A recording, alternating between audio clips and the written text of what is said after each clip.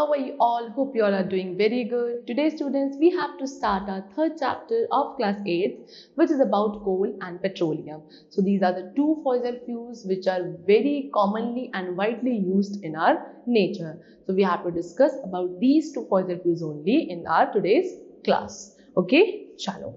So let's begin. See, we do many activities in our daily life. To do these activities, even to remain alive, we need energy, and there are many sources of energy.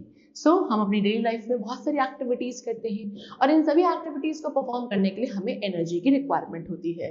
अब ये energy के भी बहुत सारे sources होते हैं, ठीक। सो ये सोर्सेज जो होते हैं एनर्जी के, ये दो टाइप्स के होते हैं mainly. Number one is renewable, जिसको इनएग्जॉस्टेबल सोर्सेज बोलते हैं, and the second is non renewable और एग्जॉस्टेबल रिसोर्सेज। तो सबसे पहले रिन्यूएबल सोर्सेज के बारे में पढ़ेंगे। So the sources from which we can continuously drive energy over a long period of time. ऐसे सोर्सेज जिससे हमें एनर्जी ड्राइव होती है काफी लंबे टाइम पीरियड के लिए, उन्हें हम रिन्यूएबल या इनएग्जॉस्टेबल सोर्सेज ऑफ एनर्जी कहते हैं। Example solar energy, wind energy and energy from water. Okay, second is non renewable sources of energy. अब ये कौन से सोर्सेज हैं? The energy sources that are finite and will get exhausted with continuous use are called non renewable और exhaustible sources of energy.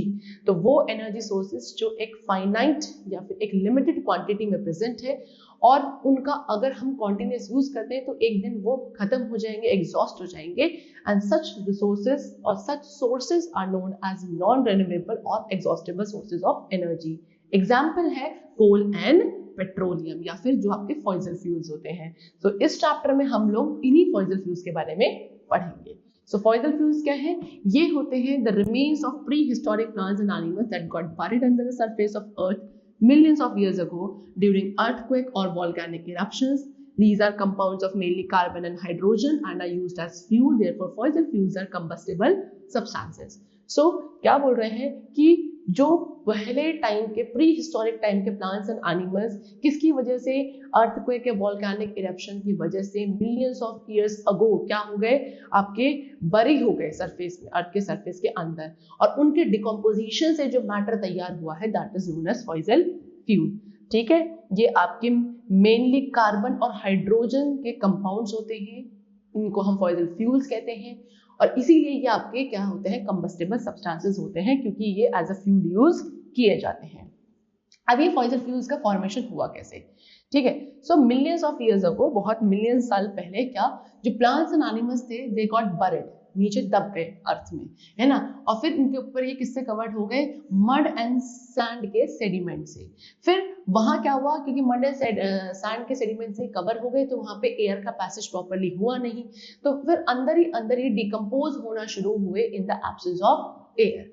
फिर जब air का absence है यानी कि ऑक्सीजन का भी एब्सेंस होगा, तो बहुत सारे केमिकल चेंजेस थे जो क्या हुए, अंदर ही अंदर हुए due to the action of heat, pressure and bacteria. So जितने भी बरीड रिमेन्स थे ऑफ प्लांट्स एंड एनिमल्स, ये फिर ट्रांसफॉर्म हो गए इनटू फॉसिल फ्यूल्स, है ना, like coal and petroleum and natural gas, right. चलो, फिर ये जो ह्यूज प्लांट्स के बरीड रिमेन्स थे ये कन्वर्ट हुए कोल में, जबकि स्मॉल प्लांट्स और एनिमल्स के जो बरीड रिमेन्स थे वो कन्वर्ट हुए पेट्रोलियम एंड नेचुरल गैस में। सो फॉसिल फ्यूल्स कैसे होते हैं, non renewable sources of energy है, इसलिए ये काफी प्रीशियस है। हमें इन्हें क्या, we should not use them at a rate which is faster than the rate at which earth can create them. हमें इन्हें उस रेट से ज्यादा यूज नहीं करना चाहिए जिस रेट से अर्थ इनको क्या कर रहा है, रीजनरेट कर रहा है। ठीक, चलो सबसे पहले पढ़ेंगे किसके बारे में, कोल के बारे में। कोल क्या है, एक काफी इंपॉर्टेंट मिनरल है ना, और सबसे पहले यूज होने वाला फॉसिल फ्यूल है। ठीक है, it occurs at varying depth under the upper crust of the earth. Coal bed generally contain large amount of methane. ये कहाँ अकर करता है, काफी वेरिंग डेप्थ में, जो अर्थ का हमारा अपर क्रस्ट है उससे भी अंदर वेरिंग डेप्थ में ये होता है। ये कोल के जो बेड्स होते हैं इसमें काफी अच्छी खासी अमाउंट में मीथेन प्रेजेंट होता है। एक कॉम्प्लेक्स मिक्सचर है कोल, कार्बन, हाइड्रोजन, सल्फर और फॉस्फोरस कंपाउंड का। ये कहाँ मिलेगा, कोल माइंस जो होती हैं हमारे अर्थ सरफेस में अंदर डीप, वहां कोल माइंस में आपको कोल मिलता है। इंडिया में कोल डिपॉजिट्स कहाँ है, मेनली इन झारखंड में झारिया, बोकारो में, उड़ीसा, मध्य प्रदेश, वेस्ट बंगाल में रानीगंज है, वहां आपके कोल माइंस मेनली अवेलेबल है। अब फॉर्मेशन ऑफ कोल, कोल का फॉर्मेशन कैसे हुआ? सो कोल वाज फॉर्म्ड, कैसे फॉर्म हुआ था? From the remains of plant that live in swampy forest of scale trees, giant ferns, horsetails and clump mosses over millions of years ago. So कोल का formation हुआ था plants के remain से। ये plants जो आपके क्या scale trees, giant ferns, horsetail, club mosses है ना, इनके जो स्वैम्पी फॉरेस्ट होते थे वहां जो प्लांट्स के रिमेन्स थे मिलियंस ऑफ ईयर्स अगो, उससे फॉर्मेशन हुआ। फिर क्या हुआ कि इन प्लांट्स के ऊपर क्या हो गई लेयर, मतलब ये जो डाइट प्लांट्स थे इनके ऊपर लेयर आने लगी, सो दैट ये नीचे अंदर ही अंदर कंप्रेस होते चले गए और सॉइल से ऊपर कवर्ड होते चले गए। सो जैसे जैसे ये लेयर सक्सेसिवली क्या होती जाती थी, कवर्ड होती जाती थी, तो अंदर जो एयर का पैसेज था वो लिमिटेड हो गया और फिर अल्टीमेटली क्या हुआ, इनका फुल डिकम्पोजिशन प्रोसेस जो था अंदर प्रॉपरली नहीं हो पाया। क्यों नहीं हो पाया? क्योंकि एयर की एब्सेंस होने लगी और फिर जब फुल डिकम्पोजिशन नहीं हुआ तो उससे क्या बनने लगे, पीट बनने लगे, PEAT, peat. So coal was formed due to the compression of the peat at high temperature and pressure. फिर आगे चल के क्या हुआ, इस पीट का डिकम्पोजिशन होना स्टार्ट हुआ at high temperature and pressure. फिर coal was formed from the remains of vegetation, it is also called fossil fuel. क्योंकि ये किसके कोल का फॉर्मेशन होता है, वेजिटेशन के डिकम्पोजिशन से, इसीलिए हम इसको फॉसिल फ्यूल कहते हैं। यानी कि जो धीरे धीरे ग्रेजुअल प्रोसेस था किसका, डेड वेजिटेशन के कन्वर्ट होने का इनटू कोल, इसको कार्बोनाइजेशन कहा जाता है। और जो टाइम पीरियड होता है जहाँ पे ये प्रोसेस होता है तब जाके कोल का फॉर्मेशन होता है, इस टाइम पीरियड को बोला जाता है कार्बोनिफेरस एज। ओके, चलो। क्या होता है एक्चुअल में, जो कार्बन कंटेंट होता है कोल का वो बढ़ जाता है जितना वो नीचे कंप्रेस्ड होगा, है ना, और जो मॉइस्चर का कंटेंट जितना कम होता जाएगा। सबसे पहला टाइप ऑफ कोल जो बनता है वो इग्नाइट होता है, फिर उसके बाद बिटुमिनस कोल बनता है और सबसे लास्ट में बनते हैं एंथ्रेसाइट। ठीक है, चलो। तो जब कोल को हीट किया जाता है in the presence of air, वो बर्न होता है, मेनली प्रोड्यूस करता है carbon dioxide gas along with heat energy. See they have given, C is carbon, this is coal, इसको बर्न किया in the presence of oxygen तो क्या produce होगी, carbon dioxide gas. Now we come to types of coal. Coal के कितने types हैं? Carbon content के basis पे कि किसी भी टाइप ऑफ कोल में कितना कार्बन कंटेंट है, उस बेसिस पे आपके कोल 4 वेराइटीज के होते हैं, राइट। चलो, नंबर 1 है पीट। पीट में कितना, अराउंड 11% कार्बन प्रेजेंट होता है। इसको यूज किया जाता है सॉइल को इंप्रूव करने के लिए और एज एन इंडस्ट्रियल फ्यूल इसका यूज किया जाता है। This is your peat. Now next we come to bituminous. Okay, bituminous के अंदर होता है 65% कार्बन और इसको यूज किया जाता है एज अ पावर जनरेशन। ठीक है, पावर को जनरेट करने के लिए कहाँ, आपके थर्मल पावर प्लांट्स पे। Okay, next is lignite. Lignite के अंदर होता है 38% कार्बन। ये काफी लो ग्रेड कोल वेराइटी होती है क्योंकि ये बहुत ज्यादा स्मोक प्रोड्यूस करती है ऑन हीटिंग। ठीक है, इसको पावर जनरेशन के लिए कॉमनली यूज करते हैं। This is your lignite. Okay, चलो। And the last is anthracite. Anthracite में हाईएस्ट परसेंट कार्बन कंटेंट होता है, दैट इज 96%, और मेनली इसको हीटिंग के लिए यूज किया जाता है। सबसे best variety of coal is anthracite only. Okay, चलो। Now what are the uses of coal? Coal के क्या क्या यूजेस हैं? इसको एज अ फ्यूल यूज किया जाता है फैक्ट्रीज में, थर्मल पावर स्टेशंस वगैरह में टू जनरेट इलेक्ट्रिसिटी। फिर इसको बहुत सारे प्रोडक्ट्स बनाने के लिए सच एज कोक, कोल तार, कोल गैस, ये सब प्रोड्यूस करने के लिए यूज किया जाता है। सिंथेटिक पेट्रोल और सिंथेटिक नेचुरल गैस के मैन्युफैक्चरिंग में भी कोल का यूज होता है। एज अ सोर्स किसके, बहुत सारे ऑर्गेनिक कंपाउंड्स का सोर्स है coal, such as benzene, toluene, phenol, naphthalene etcetera. And plus इसको मेटल्स की एक्सट्रैक्शन में भी हम लोग यूज करते हैं। Now next is destructive distillation of coal. Coal का डिस्ट्रक्टिव डिस्टिलेशन पढ़ेंगे। कोल के अंदर क्या है, बहुत सारे वैल्यूएबल ऑर्गेनिक कंपाउंड्स हैं अपार्ट फ्रॉम कार्बन। कार्बन तो है ही, उसके अलावा भी बहुत सारे वैल्यूएबल ऑर्गेनिक कंपाउंड्स हैं। यानी कि जब coal is heated without air इसको हीट किया जाता है, so it does not burn but produces many by products. This process of heating coal to high temperature about 1000 degrees Celsius in the absence of air is called destructive distillation of coal, and the main byproducts of this process are coke, coal tar, coal gas and ammoniacal liquid. जब हम इसको without air कोल को क्या करते हैं, heat करते हैं, तो ये क्या करता है, बर्न नहीं होता बल्कि बहुत सारे बाय प्रोडक्ट प्रोड्यूस करता है। ये जो प्रोसेस है जहाँ पे हम कोल को एक high temperature around 1000 degree Celsius पे हीट करते हैं in the absence of air, this is known as destructive distillation of coal. और इस प्रोसेस के बाद जो हमें बाय प्रोडक्ट्स मिलते हैं वो होता है आपका कोक, कोल तार, कोल गैस, अमोनियकल लिक्विड। तो कोल तार क्या है? सबसे पहले दिस इज कोल तार। ये एक ब्लैक विशियस लिक्विड होता है जिसकी बहुत ही अनप्लेजेंट स्मेल होती है। अराउंड 200 डिफरेंट कंपाउंड्स होते हैं जो आपके मिक्सचर से ये बनता है ना, विच आर ऑल्सो सेपरेटेड। इनको भी सेपरेट किया जाता है आगे चल के और यूज किया जाता है। सो कोल तार से जो प्रोडक्ट्स मिलते हैं वो क्या सर्व करते हैं एज अ रॉ मटेरियल। इनको as a raw material use किया जाता है बहुत सारी इंडस्ट्रीज में, such as synthetic dyes, drug, perfume, plastic, paint, explosive वगैरह के लिए। प्लस इसको यूज किया जाता है varnishes, road surfacing, waterproofing, roofs वगैरह में भी यूज किया जाता है। Next is Coke. ओके, ये है आपका कोक। कोक क्या है? काफी टफ, पोरस और ग्रेश ब्लैक रेसिड्यू है, लेफ्ट ओवर है जो आफ्टर पायरोलिसिस बचता है। इसमें 98% कार्बन होता है। एक स्मोकलेस फ्यूल के लिए इसको यूज किया जाता है जब हम मेटल्स का एक्सट्रैक्शन करते हैं। प्लस स्टील के मैन्युफैक्चरिंग में भी, स्टील कॉमन यूज किया जाता है ना एज एन अलॉय, उसकी मैन्युफैक्चरिंग में भी इसका यूज किया जाता है। और इसका यूज करते हैं for making fuel gases such as water gas, है ना, एंड प्रोड्यूसर गैस, यहाँ भी इसका यूज करते हैं। Next is coal gas. This is coal gas. ये कब मिलती है? जब कोल को प्रोसेस किया जाता है कोक बनाने के लिए, ये भी एज अ फ्यूल ही यूज करी जाती है। अब इस प्रोसेस में क्या होता है? अमोनिया का जो लिक्विड है, यानी कि एक ऐसा कंपाउंड जो अमोनिया का होता है, ये भी बनता है ना, और इसको यूज किया जाता है फर्टिलाइजर्स के मैन्युफैक्चरिंग में। ठीक है, चलो now we come to petroleum. Petroleum जिसको क्रूड ऑयल भी बोलते हैं, ये एक dark colour vicious inflammable liquid है जो कि आपका कहाँ मिलता है? जब ये दो से ज्यादा सेडिमेंट्री रॉक्स जो हमारे अर्थ के अंदर होते हैं उनके बीच में ट्रैप हो जाता है। ठीक है, इसको हम रॉक ऑयल भी कहते हैं। पेट्रोलियम के जो डिपॉजिट्स हैं सबसे पहले डिस्कवर हुए थे पेंसिल्वेनिया में, यानी कि यूनाइटेड स्टेट्स में 1859 में। एक कॉम्प्लेक्स मिक्सचर है ये हाइड्रोकार्बन्स का, जो कि मिक्स होता है वाटर, सॉल्ट और अर्थ पार्टिकल्स के साथ। ये वाटर से लाइट है, यानी कि हल्का होता है, और इनसॉल्युबल होता है, यानी कि पानी में डिसॉल्व नहीं होगा। नेचुरल प्रोडक्ट है जो कि हमें ऑयल वेल से मिलता है। अब पेट्रोलियम का फॉर्मेशन कैसे हुआ था? ये बिलीव किया जाता है कि petroleum was form by the decomposition of remains of sea animals and sea plants buried under the sea millions of years ago. So millions of years ago जो सी प्लांट्स या सी एनिमल्स सी bed में ही अंदर buried हो गए थे, उनके compression से, उनके डिकम्पोजिशन से पेट्रोलियम का फॉर्मेशन हुआ है।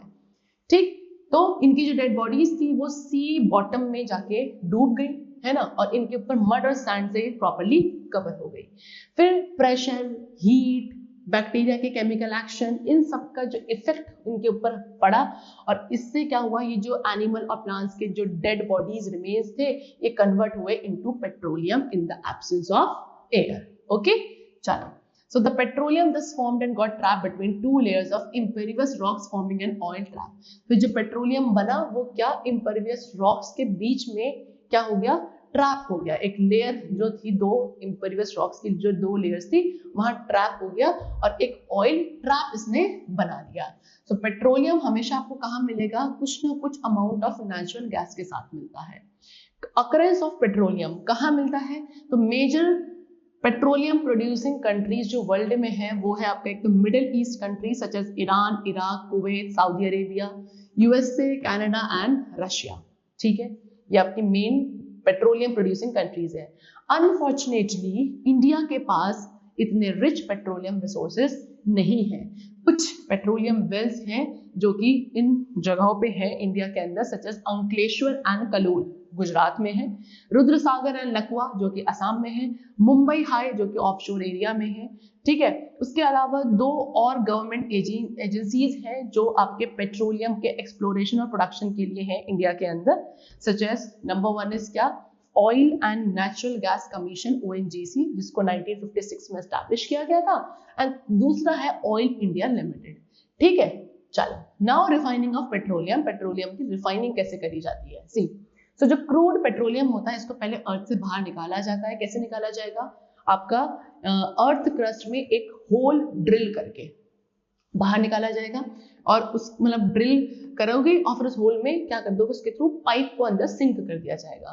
फिर जैसे ही पाइप कहाँ पहुंचेगा, आपके ऑयल डिपॉजिट्स में पहुंचेगा, सबसे पहले नेचुरल गैस बाहर आएगी बहुत प्रेशर के साथ, ठीक है।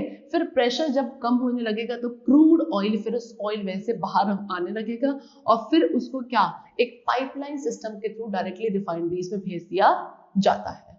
फिर जो क्रूड पेट्रोलियम हम पेट्रोलियम वेल से लाते हैं वो एक डार्क कलर विशियस लिक्विड होता है जिसकी बहुत अनप्लेजेंट स्मेल होती है, यानी कि बहुत ही फोल स्मेल होती है, ठीक है। कॉम्प्लेक्स मिक्सचर है ये hydrocarbon, sand, acidic and basic impurities का। इसको प्योरीफाई किया जाता है और इसके जितने भी कंपोनेंट्स हैं उनको क्या किया जाता है, इसके अंदर से सेपरेट किया जाता है by a process which is known as fractional distillation. Very important. Next, तो ये जो प्रोसेस है जहां पे हम क्या इस क्रूड ऑयल के अंदर से उसकी जो इम्प्योरिटीज हैं उसको रिमूव करते हैं, प्लस उस क्रूड ऑयल को सेपरेट करते हैं उसके यूजफुल फ्रैक्शंस के अंदर। This process is known as refining. Okay, चलो फिर क्रूड पेट्रोलियम को क्या पास किया जाता है काफी हाई प्रेशर में, है ना, सो दैट उसमें से सैंड एंड गैस सेपरेट हो जाए। फिर इसको वॉश किया जाता है एसिड के साथ, फिर एल्कली के साथ, सो दैट इसमें से बेसिक और जो एसिडिक जितनी भी इंप्योरिटीज है वो सारी रिमूव हो जाए। फिर after that it is subjected to the process of fractional distillation. फिर इसमें क्या फ्रैक्शनल डिस्टिलेशन प्रोसेस होता है। ये जो प्रोसेस है ये बेस्ड होता है on the fact that different components of crude oil have different boiling point. ये प्रोसेस इस फैक्ट के ऊपर डिपेंडेंट है कि जो क्रूड ऑयल के डिफरेंट कंपोनेंट्स हैं उन सभी का डिफरेंट बॉइलिंग पॉइंट होता है। तो क्रूड ऑयल को हीट किया जाता है 400 डिग्री सेल्सियस पर और जो वेपर्स बनते हैं उनको एक लॉन्ग फ्रैक्शनेटिंग कॉलम जो उसके बॉटम के पास होता है वहां के थ्रू क्या किया जाता है, इंट्रोड्यूस किया जाता है। फिर जो कॉलम का टेम्परेचर होता है वो वेरी करता है 400 degree Celsius at the bottom और 40 degree Celsius at the top. फिर जो लॉन्ग कॉलम है उसको डिवाइड किया जाता है बहुत सारे कंपार्टमेंट या शेल्फ्स में, है ना, किसके थ्रू, जिसमें बहुत सारे होल्स होते हैं। ये होल्स को कवर किया जाता है कुछ स्पेशल कैप्स के थ्रू, है ना, और वो कैप्स होती हैं आपकी बबल कैप्स। फिर ये कैप्स क्या अलाउ करती हैं, जो लाइट और जो ज्यादा वॉलेटाइल कंपोनेंट होते हैं वो ऊपर की तरफ पास होते हैं, जो कि और जबकि जो हैवी या लेस वॉलेटाइल कंपोनेंट है वो कंडेंस हो जाते हैं और वो नीचे की तरफ ट्रे में फ्लो करने लगते हैं। हर एक शेल्फ कनेक्टेड होती है एक पाइप के साथ, है ना, और इस तरीके से बहुत सारे फ्रैक्शंस बनते हैं सेपरेटली। एंड इस प्रोसेस में आपके जो फ्रैक्शंस जो लोअर बॉइलिंग पॉइंट वाले होंगे वो ऊपर की तरफ कॉलम में राइज होते हैं, कंडेंस हो जाते हैं डिफरेंट लेवल पे, डिपेंड करेगा कि उनका बॉइलिंग पॉइंट क्या है, और वहां जाके ये कलेक्ट होते हैं, then they are stored. So इस तरीके से जो वेरियस फ्रैक्शंस हमको फ्रैक्शन डिस्टिलेशन के थ्रू मिलते हैं क्रूड ऑयल के from top to bottom in a column, वो क्या क्या है, पेट्रोलियम गैस, पेट्रोल और gasoline, kerosene oil, diesel oil, fuel oil and residual crude बचता है जिसके अंदर कुछ ल्यूब्रिकेटिंग ऑयल, पैराफिन वैक्स और एस्फाल्ट वगैरह होता है। पेट्रोलियम गैस, गैसोलीन और petrol, kerosene oil, diesel oil, fuel oil, ये सभी ऐसी चीजें जिनको एज अ फ्यूल यूज करा जाता है। फिर उसके बाद आपको गिवन है एग्जाम्पल में पेट्रोलियम गैस को यूज करते हैं as a liquefied petroleum gas, LPG अपने घर में हम लोग यूज करते हैं ना, गैस सिलेंडर्स, उसमें होता है। फिर गैसोलीन या जो पेट्रोल है उसको एज अ फ्यूल यूज किया जाता है जो लाइट व्हीकल्स होते हैं such as car, scooter, motorcycle. इसको हम जनरेटर में भी यूज करते हैं इलेक्ट्रिसिटी प्रोड्यूस करने के लिए। प्योर पेट्रोल को ड्राई क्लीनिंग में यूज किया जाता है। कैरोसिन ऑयल आपका as a domestic fuel use करते हुए एक स्पेशल ग्रेड कैरोसिन ऑयल जो होता है उसको एज अ एविएशन फ्यूल भी यूज किया जाता है एरोप्लेन जेट इंजन के अंदर, ठीक है। बहुत सारे इंसेक्ट स्प्रे हैं जिसमें एज अ सॉल्वेंट इसे यूज करते हैं। फिर उसके बाद जो डीजल ऑयल है उसका यूज होता है ऑटोमोबाइल फ्यूल की तरह for buses, truck, car, rail engine, ship, ठीक। वाटर पंप में इसको यूज किया जाता है वाटर को पंप आउट करने के लिए, है ना। डीजल जनरेटर में यूज किया जाता है इलेक्ट्रिसिटी प्रोड्यूस करने के लिए। फ्यूल ऑयल को हम इंडस्ट्रियल फ्यूल की तरह यूज करते हैं क्योंकि ये कंप्लीटली बर्न होता है और कोई भी तरीके का ऐश नहीं बचाता। रेसिडुअल क्रूड जो होता है वो इजीली बर्न नहीं होता है, इसलिए इसको एज अ डोमेस्टिक या ऑटोमोबाइल फ्यूल की तरह यूज करते हैं। इसको यूज किया जाता है क्या करने के लिए, स्टीम जनरेट करने के लिए। जब हम इलेक्ट्रिसिटी प्रोडक्शन करते हैं इंडस्ट्रीज में, है ना, वहां यूज किया जाता है। शिप्स में एज अ फ्यूल यूज करते हैं, ठीक। इसके अंदर बहुत सारे इंपॉर्टेंट कंपोनेंट्स होते हैं जिसको सेपरेट किया जाता है बाय द डिस्टिलेशन मेथड, है ना। और वो जो आपके फर्दर और कंपोनेंट्स हैं वो क्या क्या है। Number 1 lubricating oil. Lubricating oil कौन सा ऑयल होगा, जो ऑटोमोबाइल्स और जो हैवी मशीन्स के जो पार्ट होते हैं ना उनको ग्रीस करने के लिए इसका यूज किया जाता है। पैराफिन वैक्स, ये यूज की जाती है for making candles, vaseline, wax paper, floor polish वगैरह में। एस्फाल्ट, एस्फाल्ट क्या है, ये it is a left as residue after removing lubricating oil and paraffin wax. ठीक है, जब इसमें से आप ल्यूब्रिकेटिंग ऑयल और पैराफिन वैक्स दोनों को रिमूव कर देते हो उसके बाद जो रेसिड्यू बचता है दैट इज एस्फाल्ट। और इसका यूज करते हैं हम Coke, carbon electrodes, waterproofing, road surfacing बनाने के लिए। ठीक है, चलो। Now petroleum which is crude oil, it contains of a large number of saturated hydrocarbon mixed with sea water and silt, that is fine clay. It cannot be used as such. However, petroleum can be separated into several useful products by fractional distillation. So जो petroleum है उसके अंदर बहुत सारे saturated hydrocarbons होते हैं जो कि सी वाटर और सिल्ट के साथ मिक्स्ड होते हैं। सो आप इसे इस तरीके से यूज नहीं कर सकते हो। पेट्रोलियम को क्या करना पड़ता है, बहुत सारे यूजफुल प्रोडक्ट्स में फ्रैक्शनल डिस्टिलेशन मेथड के थ्रू सेपरेट करना पड़ता है, तब जाके हम इन्हें यूज कर पाते हैं। सो आपको पूरी लिस्ट यहाँ पे गिवन है ना। We have discussed it earlier also कि कौन कौन से आपको बाय प्रोडक्ट्स मिलते हैं, इनका बॉइलिंग पॉइंट रेंज क्या है और कहाँ का इनको यूज किया जाता है। वी हैव डिस्कस, अभी भी हमने पढ़ा है, वो सारे आपको एक टेबुलर फॉर्म में गिवन है। Now we come to liquefied petroleum gas which is LPG। So petroleum gas को जब लिक्विफाई किया जाता है उस पर प्रेशर अप्लाई करके उसको बोलते हैं लिक्विफाइड पेट्रोलियम गैस LPG। ठीक है, ये एज इंडस्ट्रियल और डोमेस्टिक दोनों ही फ्यूल में यूज किया जाता है। तो जब आप अपने घर में जो गैस स्टोव होता है उसको एक LPG सिलेंडर के साथ कनेक्ट करते हो, फिर गैस सिलेंडर के नॉब को ऑन करते हो, प्रेशर उसमें से रिलीज हो जाता है और काफी वॉलेटाइल होता है। LPG फिर चेंज हो जाती है गैस में, और जो गैस है वो क्या आपके फ्लो करती है किसमें, आपके कुकिंग स्टोव के बर्नर तक। फिर हम उसको इग्निशन प्रोवाइड करते हैं, गैस बर्न होने लगती है, ब्लू फ्लेम बाहर निकलती है प्लस हीट प्रोड्यूस करती है, हाईली कंबस्टेबल, वोलेटाइल होती है और फायर को इजीली कैच कर लेती है। कोई भी लीकेज अगर उसमें होता है तो उससे बेटा सीरियस एक्सीडेंट्स भी होने के चांसेस हैं। Now we come to precautions of using LPG, यानी कि LPG को यूज करते हुए क्या क्या प्रिकॉशंस यानी हमें ध्यान रखना है। घर में तो कॉमनली LPG सिलेंडर्स होते हैं, तो इनको हैंडल करने के लिए what are the precautions which we have to take it. तो सबसे पहले कि जब भी हम अपने गैस स्टोव के पास लाइटर है या मैस्टिक को क्या करते हैं, लाइट करते हैं, उससे पहले हमें चेक करना है कि कोई भी फोल स्मेल तो नहीं आ रही आसपास गैस की। ठीक है, अगर कोई स्मेल है तो पहले आप अपने अंदर जो भी है किचन वगैरह जहां भी सिलेंडर रखा है सारी विंडोज और डोर्स को क्या कर दो, खोल दो, सो दैट सारी गैस बाहर चली जाए, है ना। फिर जो गैस सिलेंडर है, रबर ट्यूब है, गैस स्टोव है, उसको प्रॉपर्ली चेक किया जाए सो दैट कहीं से गैस का कोई लीकेज तो नहीं हो रहा, अगर है तो उसको फिर ठीक किया जाएगा। Next, do not use any hot flame, कोई भी हॉट फ्लेम यूज नहीं करनी चाहिए, सच एज कैरोसिन, लैम्प या जो हीटर वगैरह है, ये सब आपके गैस सिलेंडर के पास नहीं होना चाहिए।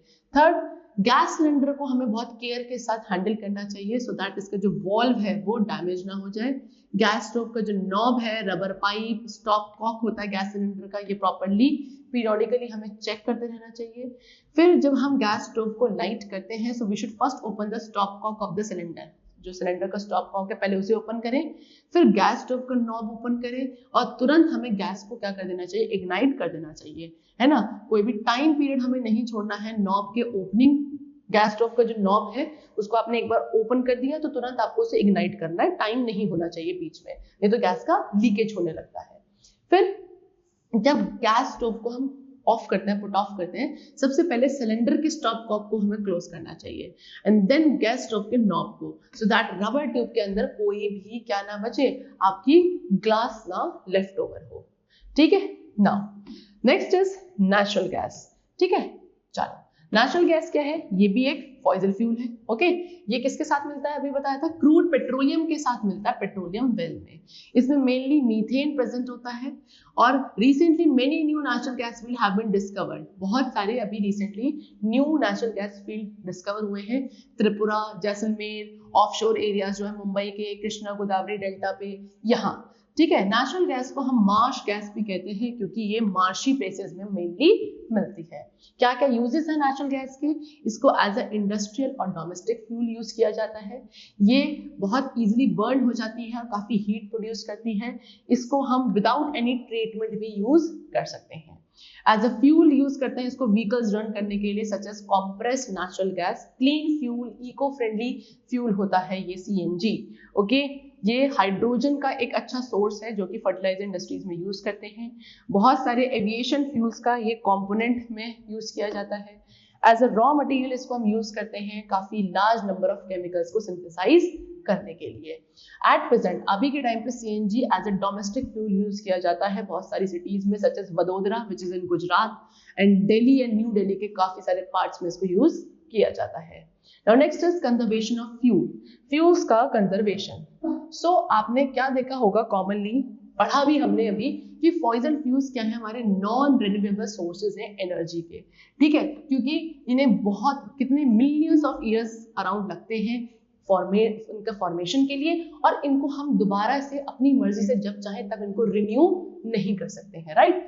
जो डिपॉजिट्स कितने मिलियंस ऑफ ईयर्स से हैं बनते हैं, तो ये एग्जॉस्ट हो जाते हैं इन लेस देन 200 ईयर्स, 200 साल के अंदर ये आपके एग्जॉस्ट हो जाएंगे।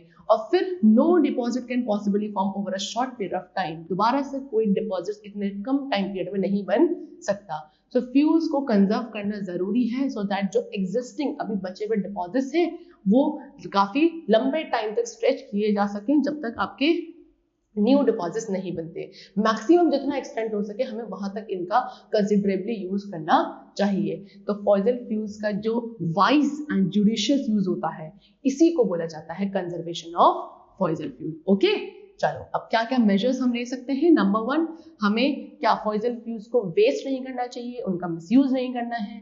जब बहुत ज्यादा जरूरी है, जब वो एब्सोल्युटली नेसेसरी है तभी उन फ्यूल्स का यूज किया जाए।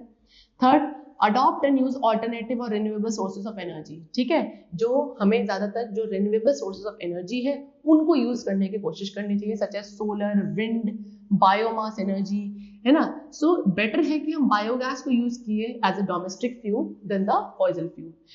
रूम हीटर्स, कूलर और बाकी सबका जो यूज है वो तभी किया जाए when it is absolutely needed. Next, solar cooker, heater, dryer, इनका यूज करना चाहिए जहां तक पॉसिबल हो। CFLs एंड फ्लोरोसेंट लाइट्स का जो यूज है वो हमें यूज करना चाहिए क्योंकि ये कम एनर्जी कंज्यूम करते हैं, है ना। इनकैंडेसेंट लैंप की जगह हमें किनका, CFL या फ्लोरोसेंट लाइट्स का यूज करना चाहिए। देन कुकिंग टाइम को रिड्यूस करना चाहिए सो दैट हम जो पल्सेस वगैरह उनको प्रॉपरली क्या कर लें, कुछ टाइम के लिए सोक कर लें सो दैट वो ज्यादा क्या एनर्जी को यूज ना करे for the cooking process. Pressure cooker use किया जाए राइस, पल्सेस, मीट वगैरह कुक करने के लिए, है ना, कम एनर्जी यूज होगी। Petroleum conservation research association which is PCRA, ये लोगों को एडवाइस करती है that we should save fuel, petrol, diesel, है ना, किस तरीके से, ड्राइव एट मॉडरेट स्पीड पर ड्राइव किया जाए।